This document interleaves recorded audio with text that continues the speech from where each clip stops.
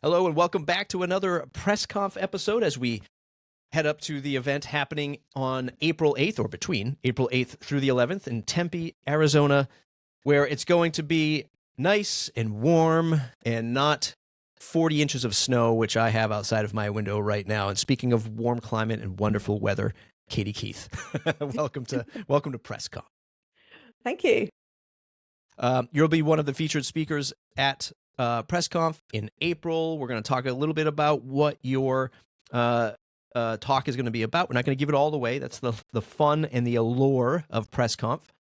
But for those that don't know you, who might be coming to the conference, who haven't spent some time in the WordPress world, because, we are trying to get people from outside of WordPress in here. Who are you and what do you do?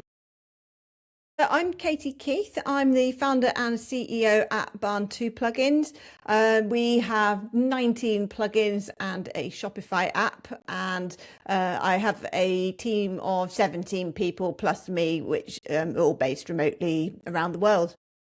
How many AI agents running at any given time? It's hard to define because the AI spins up its own agents just for the purpose of a task, doesn't it? So sometimes 20, sometimes just the one. You're prolifically tweeting or X-posting about AI these days. You've been asking a lot of questions, as have I. Like, is this thing useful? Is it working for me? How do I get it to work for me? These are things that I'm wrestling with every day myself. It's going to be a hot topic at PressConf, of course. Where have you seen it impact your work with WooCommerce, with your plugins? What's your general take on AI as you use it or don't use it day to day?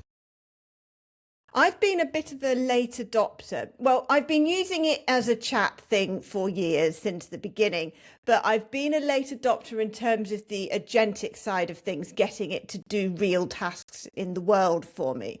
And I've been feeling a bit of FOMO because I'm in a mastermind group with some other plugin company founders, and they're mostly much more technical than me, and they are doing amazing things.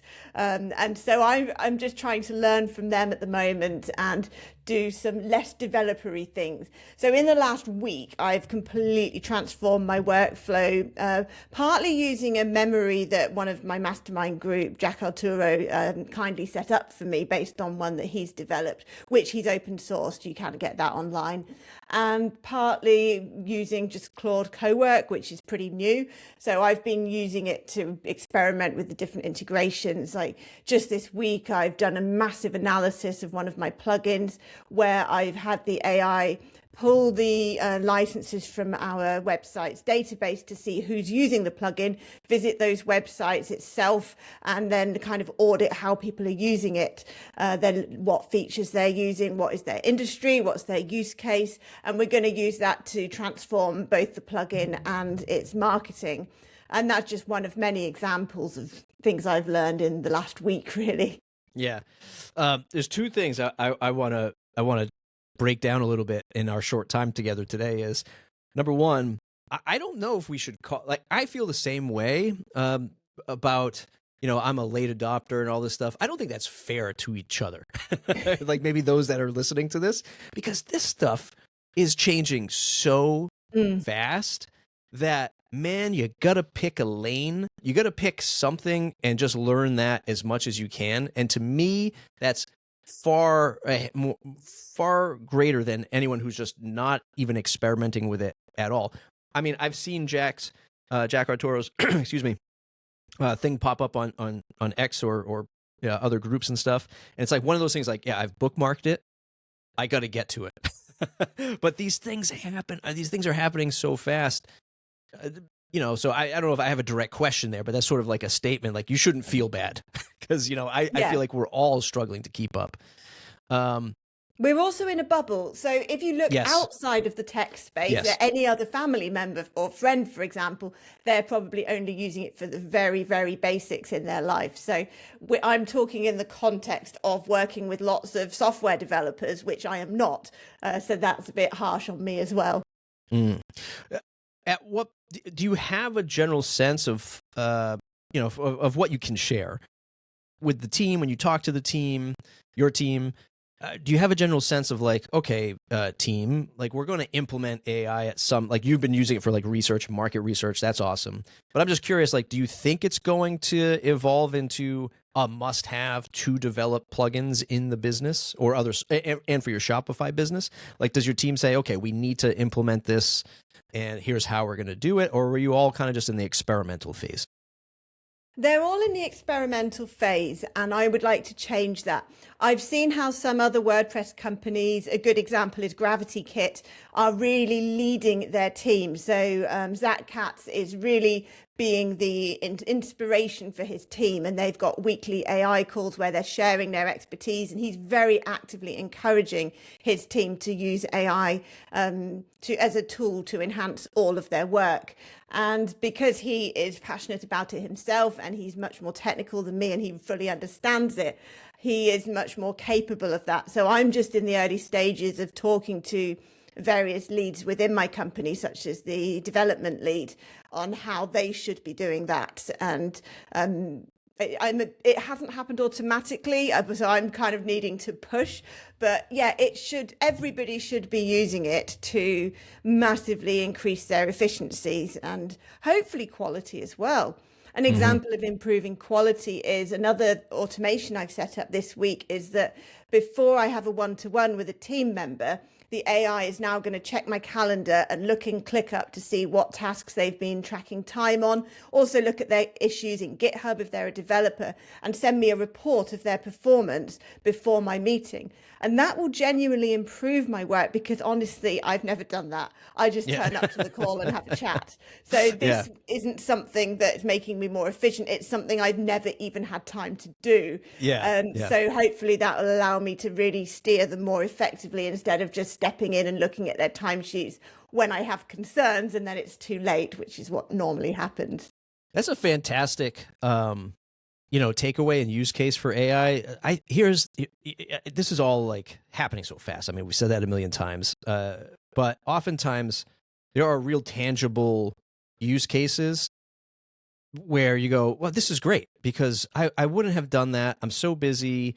That might have taken me like an hour and I would have to think like, where am I going to look? Now you can like turn that into a process and say, every time I need to have this kind of meeting, run this routine and like grab all that stuff for me. And this isn't something that's like, well, I mean, I guess never say never, but it's not something that it would be hard pressed to hallucinate, right? It's going to grab the data and the information where it's already stored, pull it down, and then, report it to you and grab it. So it's one of those things where like, yes, this is a very useful thing for AI.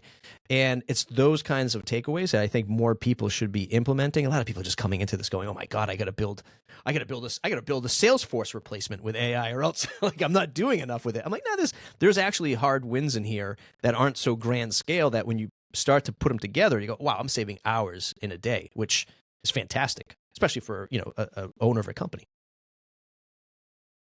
Are you of the mindset, and then we're going to talk about Shopify, and then we're going to talk about your talk. Are you of the mindset that this stuff is going to, well, let me ask it this way. The adoption of AI as it starts to spread, is this going to be good for plugin business owners? Is this going to be good for WordPress? Or are you the mindset where people say, no, now I can just make my own plugin to do this thing? How do you think we win as product makers and product owners in the WordPress space in the face of AI? It's a very difficult time. Overall, I'm concerned that it's bad. The advantages are that we can run our businesses much more efficiently.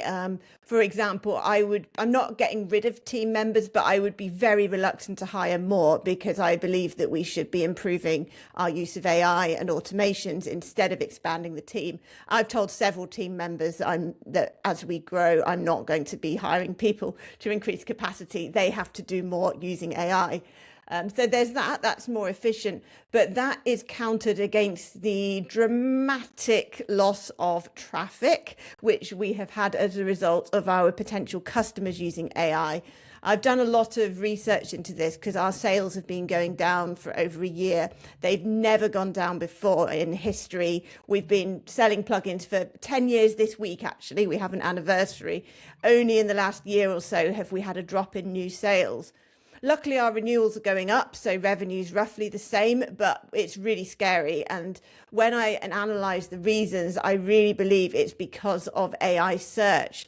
Partly because they do recommend our plugins, and we're working to get that happening even more. But even when they recommend our plugins, they're not visiting our website till the last minute. They're not seeing our branding, our credibility, trust factors, our calls to action, our upsells, all the things that got them to convert and spend more. So we've lost that. But in addition, the AIs may well recommend something else like a competitor because they're putting multiple options together. Or they might be recommending something that's not even a plugin, how to do it in the block editor. Maybe it's providing custom code or something like that. So overall sales are down. The majority, I think 50% of plugin companies I've surveyed say their sales are down, 25% are the same, and only a quarter have reported growth last year. So this is not just us. So I am worried that we're seeing a decline overall because of AI. And yeah, we can kind of counter that a bit by improving our own efficiency and profit margins that way. But I don't know how the balance will go overall. Yeah. And this isn't even, from at least from what I gather, what you just said there, this isn't because people are handcrafting their own plugin solution with ChatGPT and using it instead of yours. It's the fact that the faucet of Google traffic has been almost shut off to a drip. This is what I've heard from other people as well. It's not even about people can make their own plugins now. It's that the traffic that we once had is no longer there. This is too short of a podcast to go super deep, but I'm just curious real quick. What's the turnaround for you? Do you make more personal content? Do you just show up at events more? What's the short-term play to say, all right, I got to get in front of people. If it's not coming from the algorithm, how does Barn 2 do it? I'm experimenting with many things. Thing is, Google is still our biggest source of sales by far, even with the drop. We've always been that dependent on it. So actually, it makes sense to keep investing in that. But with more of an AI angle, we work with Ellipsis as our marketing company, and they're really learning a lot about AI optimization. And the great news is a lot of AI optimization ends up boosting you in Google as well. It's similar things that you may change to a blog post. It will probably help on both counts. So we're doing a lot of that. We're continuing to invest in our YouTube channel because that's down a bit, but not as much as Google traffic.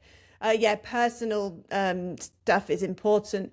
For example, at the moment, I'm trying to add more personal touches to our website. I've just seen a design from my designer yesterday that might put pictures of team members at the top of our product pages to show we're real people. So for the people that actually get to our site, they're fed up of AI content and so on. It may not work, but my theory is that by showing the faces behind the company, that might help with conversions. And as you say, showing up to events and just being aware of what's happening in the WordPress space and with other companies and how other people are adapting and learning from them as well and what works. I mentioned earlier at the top of the episode that you're always tweeting and posting on X. One of the things that you do really well is I think you call it a Shopify diary? Yeah. Digest? Diary. So folks can definitely find Kaite Keith on X and look for that. But I'm curious, how is your Shopify experience overall, from community to working with the platform to working with customers, compared to WordPress? Different, same? What's it like to be in the Shopify world? It's been more similar to WordPress than I expected. I've always observed a certain amount of, let's say, prejudice from the WordPress community about non-open source communities. Various people have suggested to me it's very cutthroat and people aren't as supportive. But Shopify people are lovely once you get into the community, and they were so welcoming. As soon as I started tweeting about Shopify and attending events, people were offering their time for free and offering advice just like WordPress people do. I went to 3 events last year. I didn't know anybody, but they were super welcoming and nice.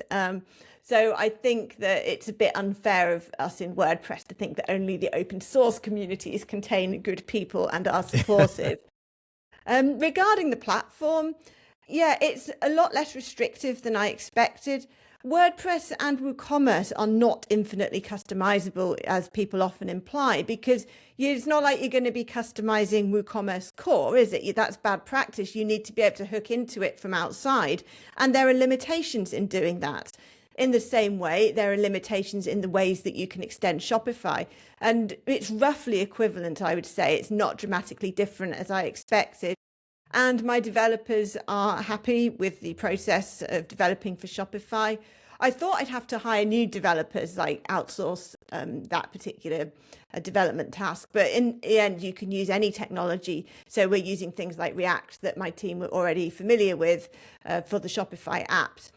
So WordPress developers have pivoted to Shopify, and they're enjoying the change and being positive. So the only negative is we haven't really made any money yet, but that's because our app is free still. One piece of advice I got from all the lovely Shopify people was launch free and get significant numbers of reviews before, so that you've got some ranking in the App Store. And that takes ages, I'm finding. So we launched in September. We're still free. So I can't say if we're going to be successful, but it's been a good experience. Yeah. Oh, revenue. It's neither here nor there. Who cares? Well, that's fantastic to hear that the experience isn't all, that bad, because oftentimes when, like we're in that AI bubble, we're in the WordPress bubble, and oftentimes we can be like, yeah, don't use that platform. It's bad, like closed source is bad. There's definitely some inroads and opportunities there. And I'm sure Shopify, for those that don't know, Wix, I believe it's Wix. Yes, Wix has like a whole open source landing page or subdomain site that you can go to and learn all about the open source stuff that they do in Wix and all the stuff that they put out. I'm sure Shopify has open source stuff somewhere if you shake the couch cushions. Not that I know of, but yeah. Well, we'll give them some grace. Okay, so PressConf, April 8th through the 11th, you'll be speaking. Can you just give us a hint at what you'll be speaking about, so folks are sure to be in the room when you're there? Yeah. PressConf is very different to other conferences, and the talks are a lot more personal. So it's going to be more about me and my background and things like that than other talks I've done where I may be talking about WooCommerce or something more specific. And specifically, I'm going to talk about kind of the history of my business and how it evolved alongside my lifestyle. For example, going full time on the business when I had a baby, and how actually having a baby freed me up to do that rather than taking me away from work, as many people find, and lots of things like that about how the two happened together. But one thing I do believe is that talks should be actionable. I do get bored going to talks at conferences where there's nothing I can learn and take away from the speaker. So I'm going to make sure that there's lots of actionable advice about things like how to fit your work around your lifestyle, how to set the direction of your business based on your lifestyle aims, and things like that. Yeah, that's fantastic, because I think we're all headed to lifestyle businesses with AI, in the future. Like we're all going to be running. Yeah, whether we like it or not. Like here's the crazy tinfoil hat, but as we close out, because I have to always have some kind of tinfoil hat thing that I throw out there. I think because of AI, well, first of all, fantastic topic. I can't wait to listen to that. And I know you'll probably throw something in there about like working with your husband and how you're not working with your husband anymore. That'd be great to hear that side of it. Tinfoil hat. In there. With the AI stuff, we might be all working for like multiple businesses at a time. Like this is where I don't think the global economy is ready for. Like I might be enlisted by 12 companies, and I'll have my bots, and I'll have 12 paychecks that come in. There'll all be various degrees of payment. So I think that's what we're all in store for. PressConf, April 8th through the 11th. Kaite Keith, where can folks find you to say thanks? Where can they follow you to learn more about you? On either X or LinkedIn, I'm Kaite Keith Barn2, or my company is barn2.com. Fantastic stuff. PressConf.events. Go there now if you're watching this to purchase your tickets, April 8th through the 11th, Tempe, Arizona, where it's not that hot in April. See you there. Thanks, Katie. Thanks for hanging out today. Thanks.